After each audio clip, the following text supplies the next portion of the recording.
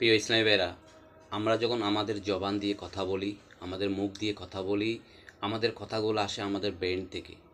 কিন্তু যারা আল্লাহর আউলিয়া, অর্থাৎ যারা সাধনার মাধ্যমে আল্লাহকে রেজামন্দি করে আল্লাহর সুবহানাহু ওয়া তাআলার বন্ধু হয়েছেন, তাদের কথাগুলো আল্লাহর আমাদের যেভাবে ব্রেন থেকে আসে তাদের ব্রেন থেকে আসে না। তাদের আসে আল্লাহ প্রদত্ত, যেটাকে বলা হয় এলমে লাদুনি বলা হয়। আমার প্রাণপ্রিয় মুর্শিদের পাক জবানে শুনেছি ইসলাম নগদ পেমেন্ট করে।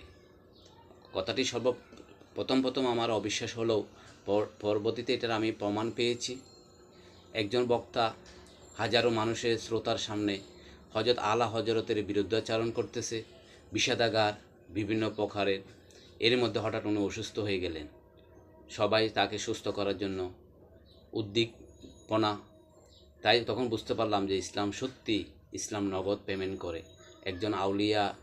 যিনি একজন আউলিয়া, ওনার বিরুদ্ধে কথা বলছেন, আল্লাহ সুবহানাহু ওয়া তাআলা সহ্য করছেন না, সাথে সাথে উনি রেজাল্ট দিলেন, উনি অসুস্থ বোধ করলেন। আর বলা তো দূরের কথা, নিজের জান কিভাবে বাঁচাবে সেটা নিয়ে চেষ্টায়।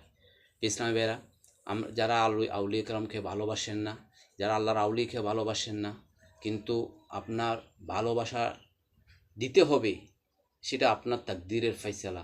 কিন্তু আউলিয়া কেরামদের বিরুদ্ধচারণ করলে আল্লাহ সুবহানাহু ওয়া তাআলা আপনাকে রেজাল্ট সাথে সাথে দিয়ে দিবেন।